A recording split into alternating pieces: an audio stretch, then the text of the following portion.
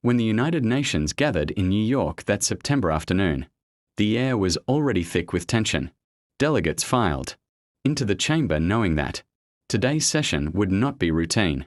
The agenda was supposed to be about economic partnerships and regional security. But the moment Captain Ibrahim Traoré's name appeared on the speaker's list, everyone knew that sparks would fly. Pam Bondi, the American official representing Washington, had made it clear even before the session began, she would not sit quietly while, in her words, an untested military leader from a small African nation lectured the world. To her, Traoré's sudden rise in Burkina Faso was a sign of instability, not leadership. And so, when her turn at the microphone arrived, she delivered her words like sharpened knives. "Captain Traoré," she said, her voice cold but controlled, "leadership is not seized by force. It is earned through legitimacy, through democracy, through the will of the people. And you, sir, are unfit to lead, not only your nation, but certainly not in this global arena." A murmur swept through the chamber. Some delegates nodded in agreement. Others shifted uncomfortably, sensing what was coming. Cameras zoomed in on Traoré, who sat upright, silent, his expression unreadable. For a moment, he did not move. He simply stared ahead, as if absorbing not just Bondi's words, but centuries of similar accusations hurled at Africa. Then, slowly, he stood. The room stilled. Every eye, every lens, every microphone turned toward him. He did not rush. His uniform caught the light as he adjusted the microphone. His voice, when it finally came, was calm, almost disarmingly so. "Madam Bondi," he began, "you speak of legitimacy as though your governments have ever granted Africa the chance to decide for itself. You speak of democracy, but I ask you, whose democracy? The democracy that enslaved us? The democracy that stole our resources, divided our lands, and installed leaders who served your interests rather than our people?" Gasps erupted in the chamber.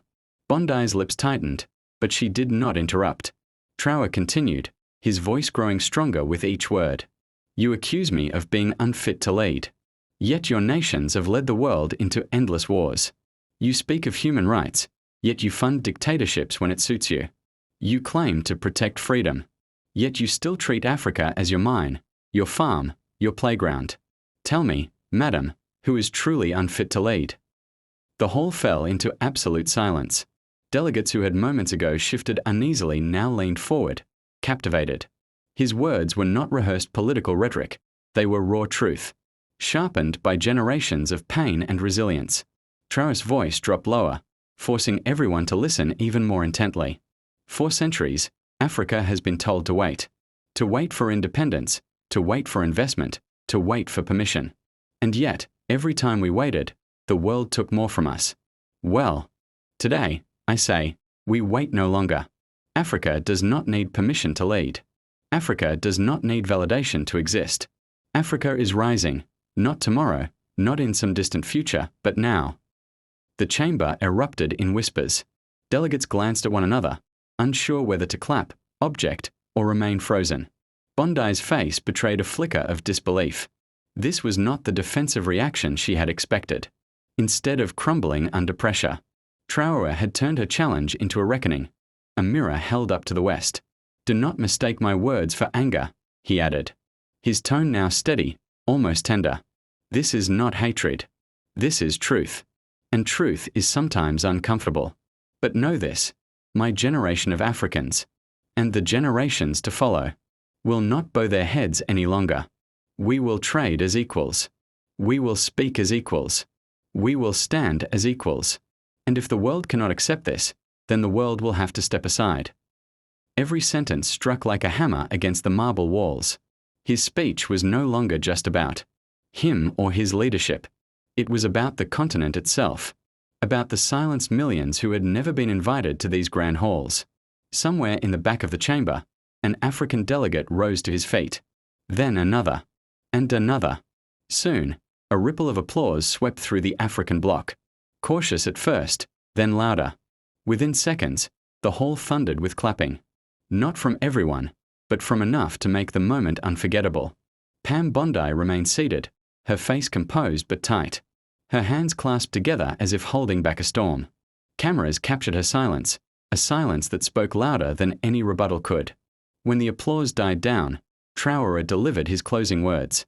Africa is not asking for charity. We are not begging for recognition.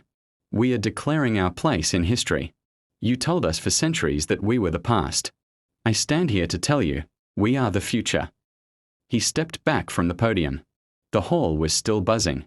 Conversations breaking out in hushed tones.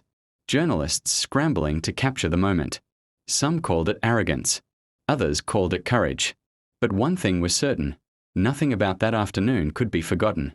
For in a single speech, Captain Ibrahim Traoré had dismantled decades of Western arrogance. He had transformed an insult into a declaration, a dismissal into a revolution. And as he walked back to his seat, shoulders squared, eyes fixed ahead, the world realized that Africa was no longer waiting. Africa was leading.